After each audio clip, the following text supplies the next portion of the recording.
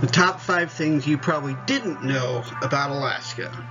Today, as we continue our tour of the U.S., we stop by the biggest of the states, the most northern of them, and the one that seems to be at the center of many stories and legends that keep this 49th state on the map.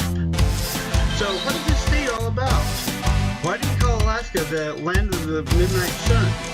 Who created this region that we call, funny enough, Seward's Folly?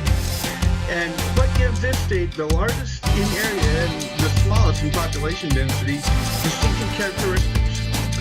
In all honesty, I'm looking forward to this. We have a lot of ground to cover, so grab something warm, sit back, relax, and let's get started.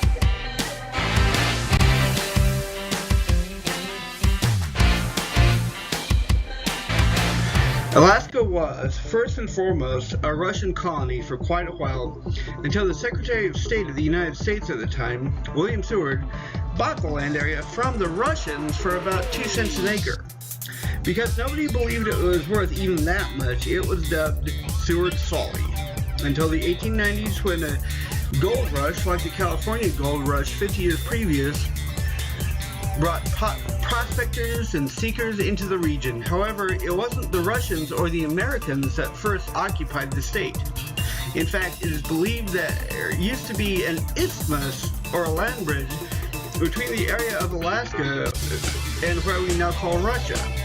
It is thought that a migration of people across the land bridge was the first group of what we call Native Americans now. The isthmus is gone, and the strait now lies in its path. With it being so close to the North Pole, much of the northern parts of Alaska gets to experience constant sun and constant night a part of the year. A good portion of the state needs to have a way to block the light at bedtime, much of the time because at that latitude the rotation of the Earth isn't felt quite so much, as the sun spends more time per day or is barely visible at all in the sky. This is the reason the state's motto is Land of the Midnight Sun. Did you think that California had the monopoly on earthquakes? Not so much as it turns out. In fact, the only reason we hear more about California quakes and not Alaskan is because of the wildly different population densities. The state is actually hit by earthquakes and volcanoes far more than any other state, but the results are spectacular. So many craggy mountains are around the state. The majority of the tallest peaks in North America continent are in Alaska. Add to that the multitude of glaciers, and it becomes a regular mix of wildly different landscapes and areas you must see to believe. And then we get to the wildlife, and I mean more than just the Kodiak, a large brown bear species.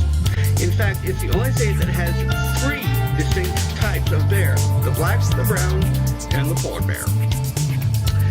And there are a lot of deer species to help keep these big guys fed, perhaps the most notable being the moose and the caribou.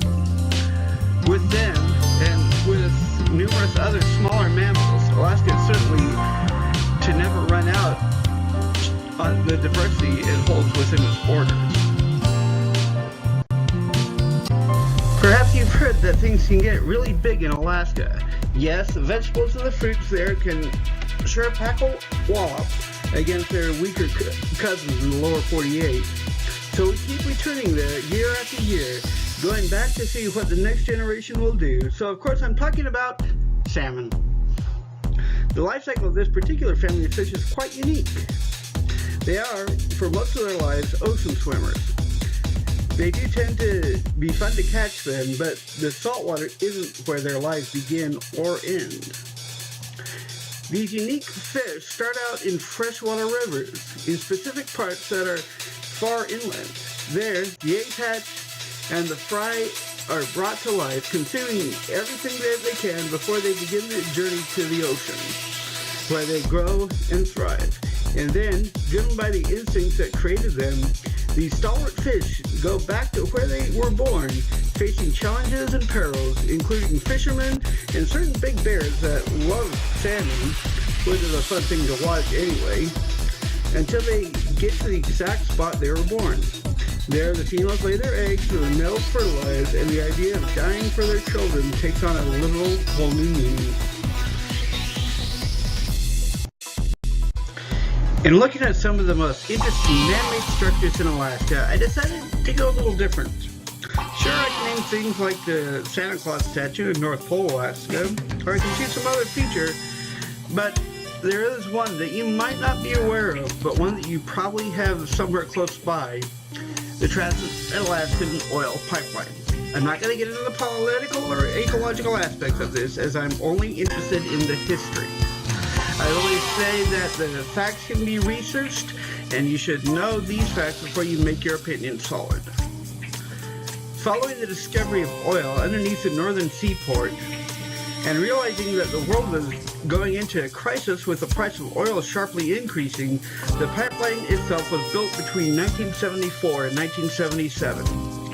The fact that it is one of the biggest job producers in Alaska should tell you something interesting, as is the fact that it hasn't run dry yet. So which Alaskan did I determine was the most influential? The most famous? Who did I feel was worthy of mentioning at this point of the story? What did I decide is the biggest contribution made by any Alaskan and that every other one would seem to pale in?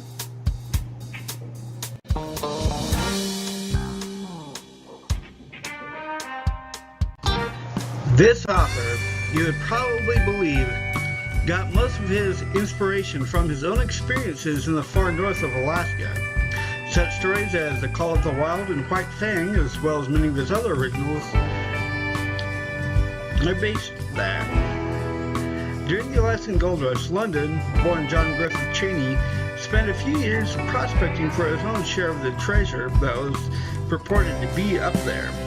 But it was during the time that he created the ideas that he would best be known for, and this fellow author made his mark. In reading some of the tales, it becomes pretty clear what drove this writer to write. In almost every story, as most 19th century authors tell how the arrogance of men can be dwarfed by the pull of nature and the power of her wrath.